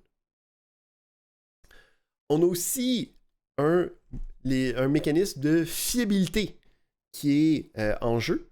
Donc, la base de données va être très résistante à des cas de force majeure. Donc, si le disque commence à se corrompre, si on a une panne d'électricité, le principe, c'est que la base de données a des systèmes de fiabilité qui permettent de revenir dans un état cohérent. Hein? Donc, on tombe dans un état incohérent, on est en train de faire une transaction, on est en train de faire une modification, on n'a pas terminé, ben, on est capable d'avoir un retour en arrière au moins pour revenir d'un état incohérent à un état cohérent, à un état intègre. Donc, c'est des mécanismes qu'on connaît. OK? Donc, on a déjà vu en action sûrement. Ils sont plus avancés que qu'est-ce que sûrement on a vu, là, mais sûrement que vous l'avez déjà vécu. Tu es en train de travailler sur quelque chose sur Word, puis là, Word crash, ou ton ordi crash, ou il y a une panne de courant, ou quoi que ce soit. Puis, tu reviens, ça rouvre, puis le Word te dit « Hey, je regardais, puis tu semblais être en train de travailler sur cette affaire-là, OK, avant que tout fout le camp. Est-ce que tu veux revenir à cet état-là pour que tu puisses continuer de travailler? » Fait que ça ici, c'est un mécanisme de fiabilité. Okay, il n'est pas parfait, le mécanisme de Word, là, comme il fait juste des auto-saves à toutes les comme 2-3 minutes. Là, fait que ça se peut que tu aies perdu des choses pareilles. Le mécanisme de fiabilité d'une SGBD est beaucoup plus robuste, hein, puis va garantir d'être capable de revenir à un état cohérent, à un état intègre, après un cas de force majeure. On a ensuite le principe de sécurité. Donc ça, c'est quelque chose que on utilise. Donc, je ne sais pas si vous avez remarqué, si vous avez essayé des choses, mais la base de données DVD Rental, le compte qui est construit, existe seulement pour exploiter les données, peut seulement aller lire les informations, n'est pas capable d'aller supprimer des informations, n'est pas capable d'aller changer les données, c'est seulement pour aller lire les informations. Puis ce principe-là est un principe important, là, qu'une base de données, oui, il y a plusieurs personnes qui vont y avoir accès, mais ces personnes-là ne devraient pas avoir tous les mêmes droits d'accès. Hein? Il y a une certaine application qui devrait juste être capable d'aller voir telle table. L'administrateur, lui, devrait être capable de créer d'autres tables. Les analystes, ben, ils devraient être capables de lire toutes les tables, mais de rien changer. Donc, plein de différentes variations de qui a le droit de faire quoi à quel moment. Puis la SGBD ben, offre des mécanismes, des options, des outils pour être capable de gérer ces cas-là. Okay? À travers la création de comptes, à travers des méthodes d'authentification, à travers une granularité de différents droits, à travers des options de chiffrement ou d'encryption de données. Donc, toutes ces options-là de sécurité, de rôle, de définition de droit, c'est des choses que la SGBD t'offre qui n'est pas disponible quand, mettons, tu utilises SQLite, quand tu utilises un fichier Excel pour être capable de travailler avec ta source de données. Fait que ça, c'est comme les thèmes des options qui parlent des SGBD. Il existe un autre thème qui est le principe de transaction. Donc, quand on travaille avec les SGBD, on a vu qu'on peut envoyer des instructions.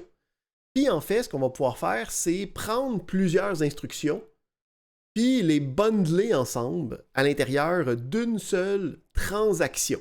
Donc, en ce moment, on faisait une instruction, c'était une transaction. Fait que ça faisait en sorte que les mécanismes étaient très, très, très limités. Mais quand on commence à créer des tables, à rajouter des informations, des fois, de bundler ça ensemble, ça va nous donner des outils additionnels. Puis on va voir qu'avec les différentes transactions, il y a d'autres mécanismes spéciaux qui rentrent en jeu, sont tellement spéciaux qu'ils ont le droit de leur propre acronyme. Okay? C'est ce qu'on appelle les propriétés ACID. Donc, ACID. Donc, on a... Fait que, encore une fois, là, ça travaille sur le principe de je prends plusieurs instructions ensemble, puis j'essaie de toutes les faire d'un coup. Hein? Donc, je veux créer un nouveau compte, transférer le solde de mon ancien compte vers le nouveau compte, détruire l'ancien compte. Hein? Le principe ici, c'est que il y a plusieurs choses qui peuvent arriver durant ce moment-là, puis je veux pas que ça casse d'aucune manière. Fait que la première chose, ça va être un principe d'atomicité. Okay, le A, c'est pour l'atomicité. C'est de dire que quand on fait une transaction, la transaction va être accomplie au complet ou pas du tout. Il n'y a pas de entre-deux. Fait que le principe, c'est qu'admettons que, je reprends mon exemple, je crée un nouveau compte d'épargne, je transfère tout mon compte chèque dans mon compte d'épargne, je veux détruire mon compte chèque. Ben, si à ce point-là, admettons à la 3e étape, il était comme, ouais, non, tu peux pas déliter ton compte chèque, tu peux pas avoir un compte sans compte chèque. Ben, le principe, c'est que puisque ça, c'était à l'intérieur d'une transaction, toutes les transactions, toutes les instructions de la transaction vont être refusées en bloc. Ça veut dire que même si les deux auraient pu passer, il n'y en a aucune de la gang qui vont arriver puis être permanente dans la base de données. Donc, on a la première propriété qui est la propriété d'atomicité qui assure que soit que la transaction est faite au complet ou pas du tout, on revient à l'état avant la transaction. Deuxième propriété, c'est la cohérence. Donc, un peu comme l'intégrité tantôt. C'est de dire que je peux partir une série d'instructions tant qu'au début de la série d'instructions, puis tant qu'à la fin de la série d'instructions, la base de données est cohérente et dans un état intègre et valide, il n'y a pas de problème. Parce que aussi, des fois, je vais avoir besoin de comme me donner un petit peu de lousse là. Ou c'est que j'ai comme trop de règles, ou c'est que j'ai besoin d'avoir ça, mais pour avoir besoin de ça, j'ai besoin de ça, mais pour avoir besoin de ça, j'ai besoin de ça, pour avoir besoin de ça, j'ai besoin de ça. Plus ça fait comme un cercle vicieux, là. Fait qu'on peut, à l'intérieur d'une transaction, dire, puisque c'est atomique, puisque je vais être capable d'accepter tout ou rien, je suis capable de dire, gars, je vais faire un paquet de choses, puis à la fin de tout ce paquet de choses-là, je te le dis, ça va être correct. Mais entre-temps, check un peu moins là, pour que j'aille un petit peu plus de lousse pour pouvoir ne pas avoir à me casser les pieds devant les règles d'intégrité parce que je sais qu'à la fin de ce bloc de transaction-là, je vais être correct. Ensuite, on a le principe d'isolation. Donc, le principe d'isolation, en fait, c'est le mécanisme de contrôle de concurrence pour les transactions. Donc, c'est d'être capable de dire que quand je commence cet élément-là, puis que je commence à toucher à des éléments de la base de données, je vais les bloquer, je vais les isoler. Puis s'il y a d'autres mondes qui veulent commencer à parler à cette affaire-là, il va faire « Ouais, attends, OK? On est en train de travailler avec, là. Reviens plus tard, puis on va terminer notre première action avec ces données-là. Puis une fois que ces données-là vont être faites, on va pouvoir passer à autre chose. » Puis on a le dernier principe de durabilité. Donc ça ici, c'est la version de fiabilité pour les transactions. Donc si une transaction a été complétée avec succès, donc si tu es dans PGAdmin, puis ça dit Query Successful, le principe, c'est qu'il y a une garantie que cette information-là est maintenant persistante dans la base de données. Il n'y aura pas de problème s'il y a une intempérie, s'il y a une panne, s'il y a un bris, un cas de force majeure sur la base de données.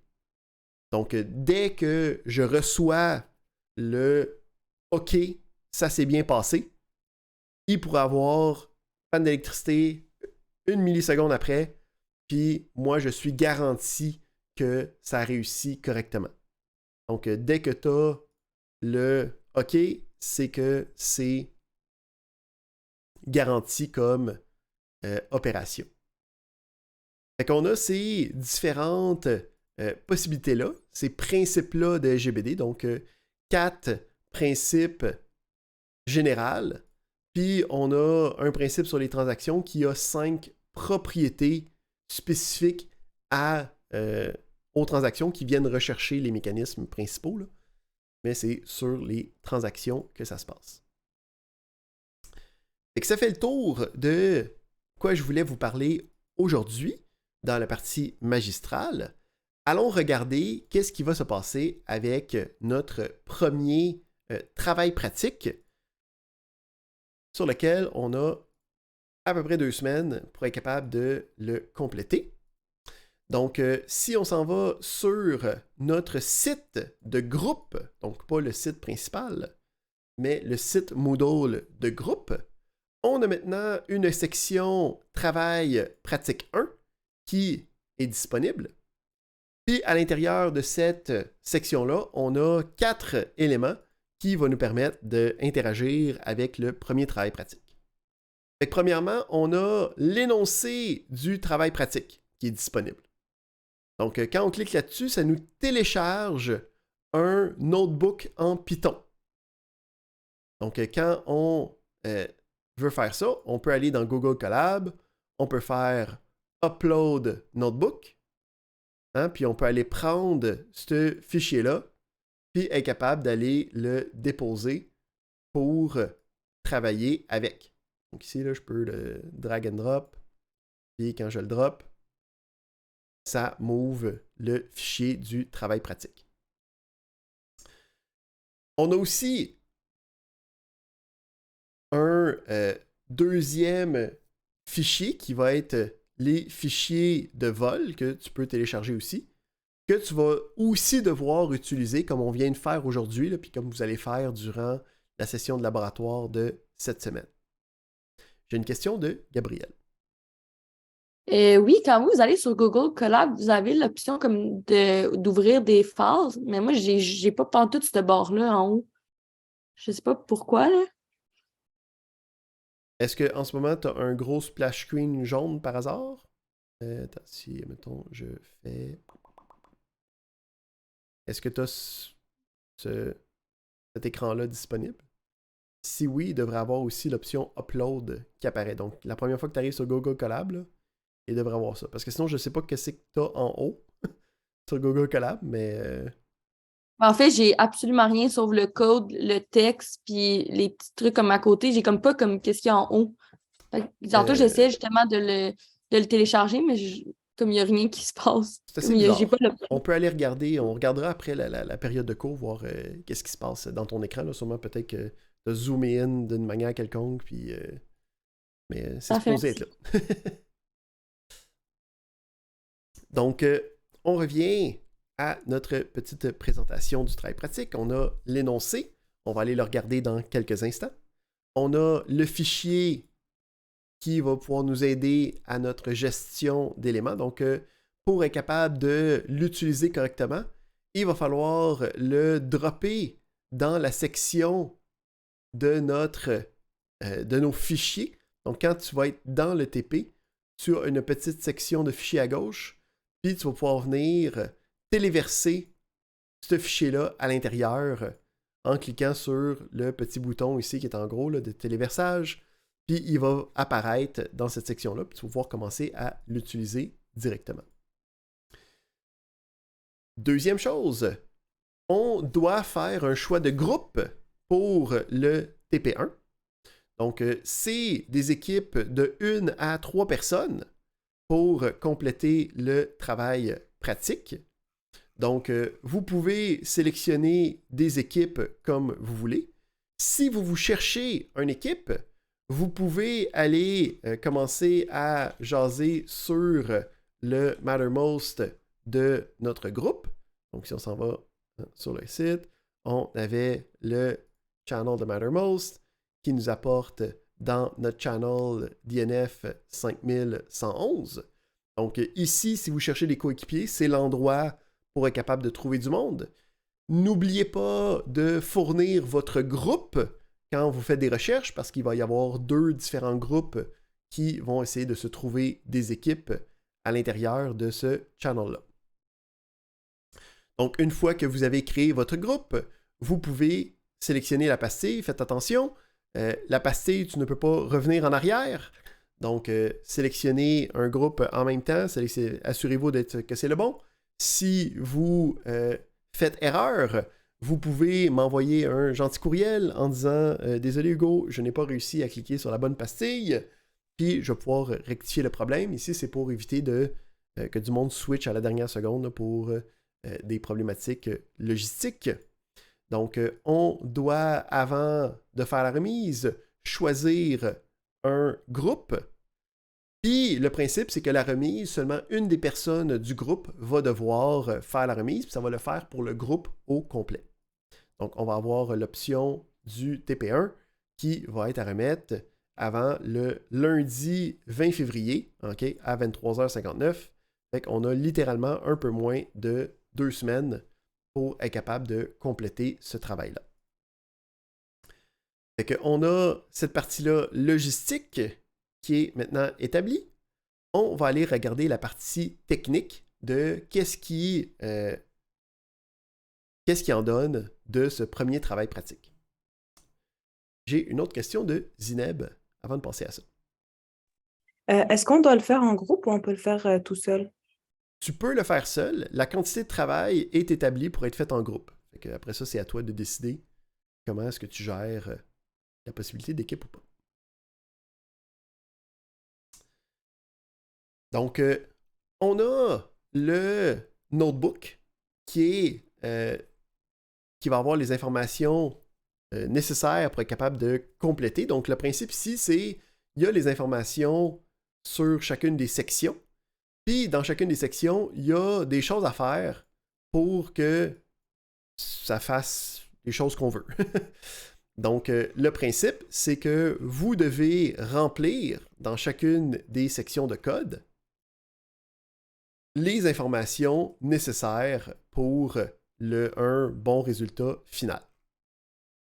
Donc, comment ça fonctionne? Ça va être en 2 parties. On a une première partie qui va être une partie d'extraction, une partie de reconstruction de données.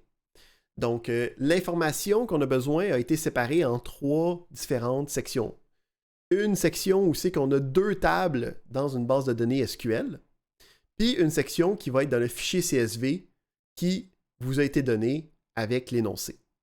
Fait que la première chose qu'on a besoin de faire, c'est d'être capable de rapatrier toutes ces données-là à l'intérieur d'une seule source de données, un seul data frame dans Pandas qui va être capable d'avoir toutes les informations requises. Donc, on a une base de données avec les informations de connexion.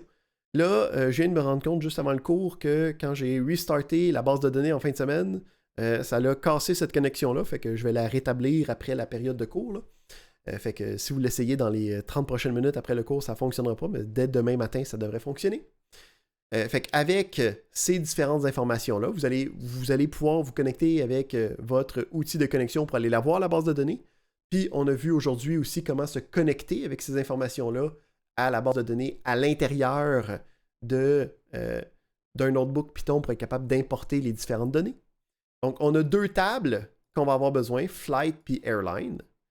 Puis, on va aussi avoir un fichier CSV qui va avoir les prix de ces différentes informations-là. Fait que le principe ici, c'est qu'on a une liste de différents vols avec leur prix, avec leur destination, avec d'où ça vient, avec c'est quelle ligne d'avion qui a fourni le vol. Puis on va vouloir aller chercher des informations à l'intérieur de ça, mais l'information, elle commence disparate pour être capable de la retrouver correctement. Donc, on va avoir ces informations-là qui vont être à décortiquer. Une fois qu'on a le data frame complet, on va avoir une deuxième partie qui va être l'analyse des données. Donc, les données vont être ça va être une série de questions sur les différentes fonctions qu'on a vues d'agrégation. Le principe, c'est qu'on a vu les fonctions d'agrégation, puis il va falloir être capable d'utiliser ces fonctions d'agrégation dans Pandas. Donc, on a besoin de possiblement aller chercher un peu dans la documentation, faire quelques recherches pour être capable de trouver comment prendre nos connaissances de fonctions d'agrégation, puis d'être capable de les appliquer avec Pandas. C'est ça un peu le but du travail aussi. Fait que pour chacun, on a besoin d'avoir une réponse, OK, qui va représenter ce qu'on a besoin comme information. Ici, le principe, c'est que chaque résultat doit être lisible indépendamment de la grandeur des données.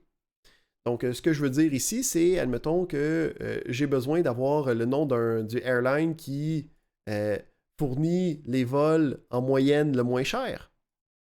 Ben, on a besoin d'avoir cette information-là, soit sur la première ligne ou comme seule information.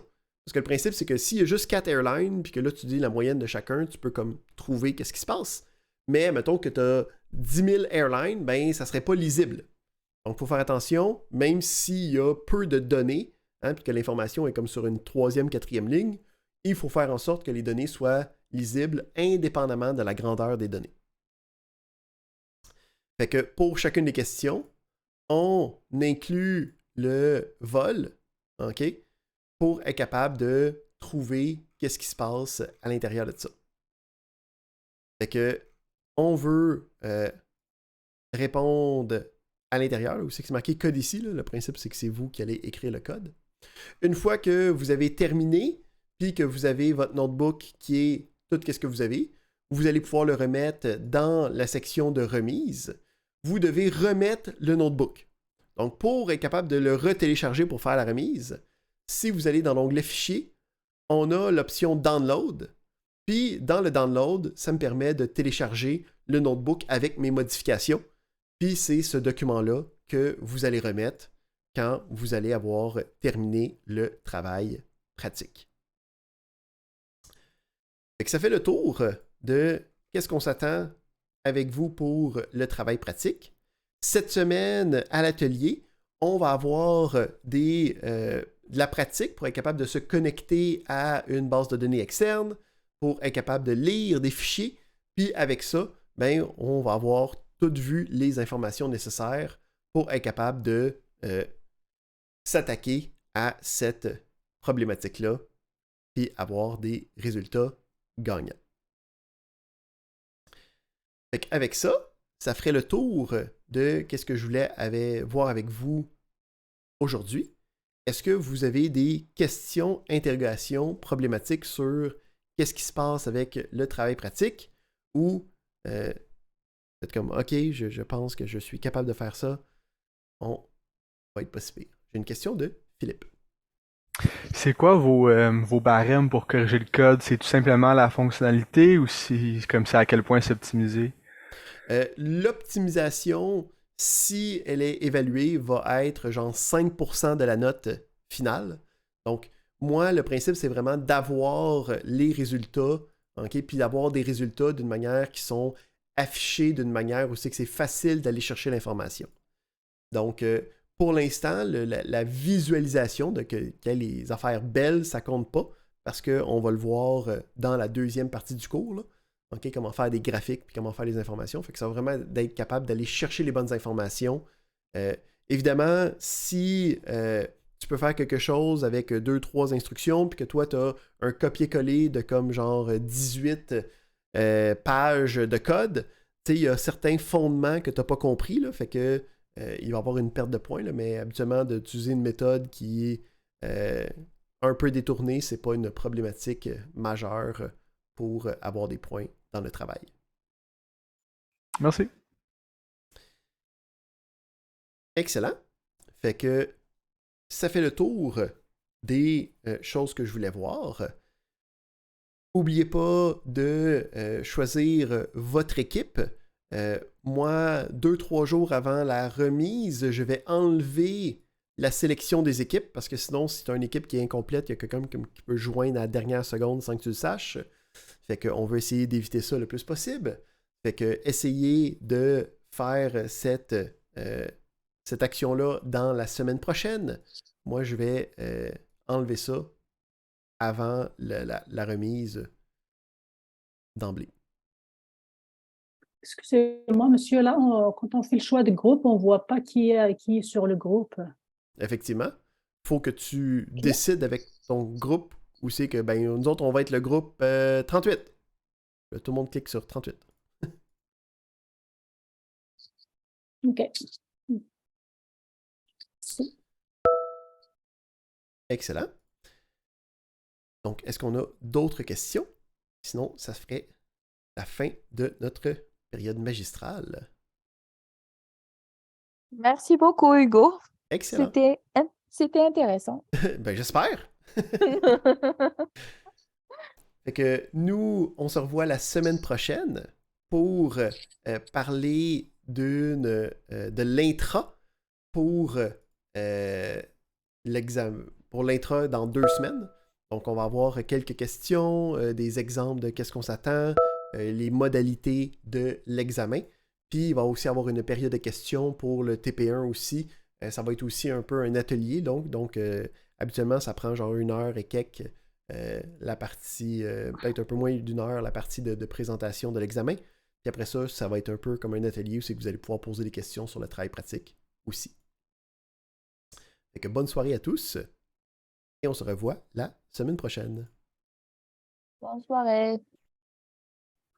Merci, Bonne bonne soirée. soirée.